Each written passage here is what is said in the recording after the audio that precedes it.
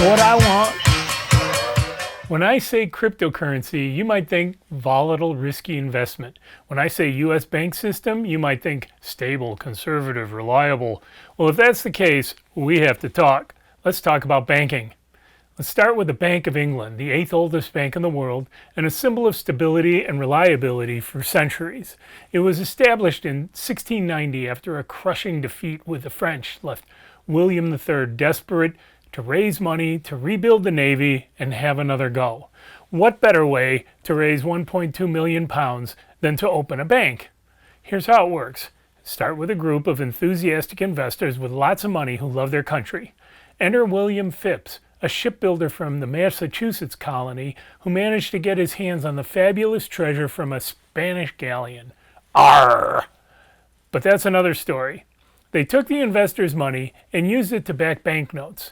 They didn't just give those banknotes away, they sold them, traded them to depositors, and loaned them to borrowers, and through the magic that is banking, they multiplied the initial investment and had the 1.2 million pounds they needed raised in 12 days. The British were building an empire, and the Bank of England was along for the ride as the best investment for the next 200 years. It was such a good investment that George Washington was a shareholder before and during the Revolution.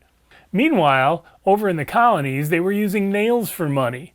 The colonists were being compelled to use British banknotes, just like the rest of the empire, but they didn't see it that way. From 1781 through 1836, the newly formed country made 3 attempts at forming a national banking system. Bank of North America, the first and second banks of the United States, were modeled after the Bank of England, but never had the control to be the country's bank.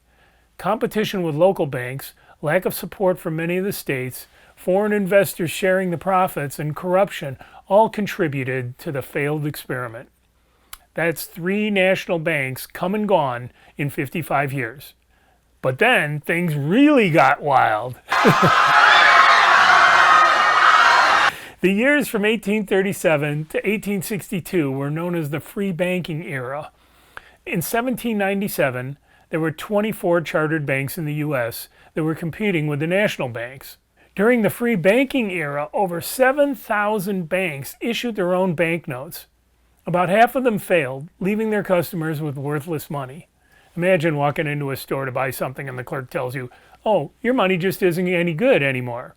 In 1861, the Union Army needed money, so the government did what governments always do, just like the Bank of England.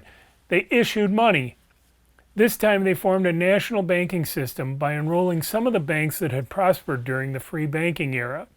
To be a national bank, they had to accept the other national bank's currency. Did it work?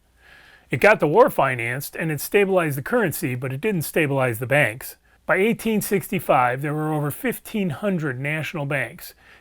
Because the banks were still independently operated, they were still subject to the runs and panics of the free banking era.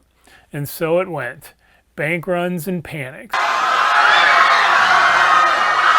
In 1879, the dollar went back on the gold standard, and that helped stabilize the dollar, but it didn't help stabilize the independent banks that were in the national bank system. Finally, in 1907, there was a bank panic that brought the stock market down by 50% and created a national crisis.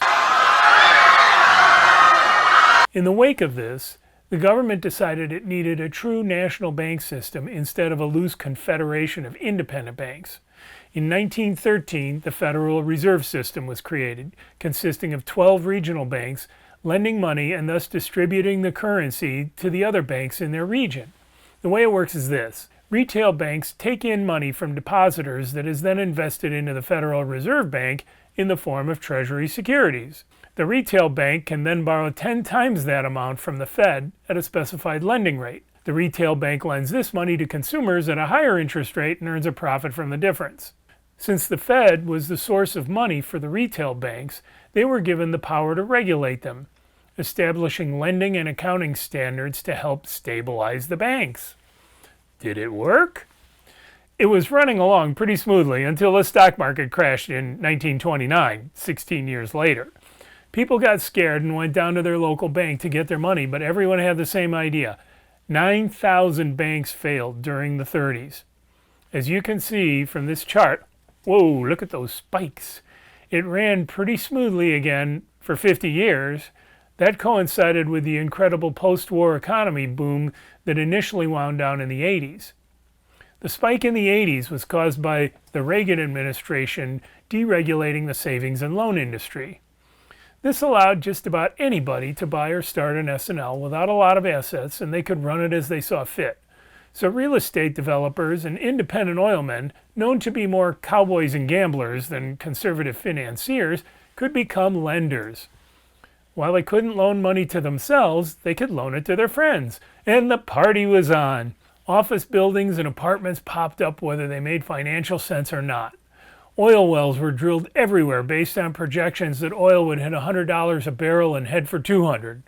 Everybody was rich and happy until it all came crashing down. In 1989, the Resolution Trust Corporation was formed by the government to close the doors on 747 failed S&Ls and dispose of $394 billion of assets. This was the largest collapse of financial institutions since the Depression. But wait, we're on a roll here. Less than 20 years later, we have mortgage companies run by cowboys and gamblers. They're writing mortgage for anybody that has a pulse, with loan values greater than property values. Adjustable rates that you can afford today, and well, don't worry about the future. You'll probably be making more money then. Over 400 banks failed from 2008 through 2011, and that accounted for over $650 billion in assets. As the banking industry merges and consolidates, we're seeing fewer institutions accounting for more assets.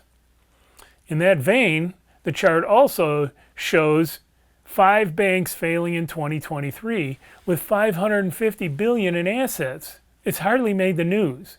Now tell me how stable, conservative, and reliable the banking industry is. Whew, how do we fix this? Well, don't count on the government to fix it. They're busy investigating each other. One thing we can do is start moving our money away from the banking system. Don't start stuffing your mattress yet. We can trade with cryptocurrency instead. Now, everyone knows about Bitcoin and the various cryptocurrencies that are highly volatile investments.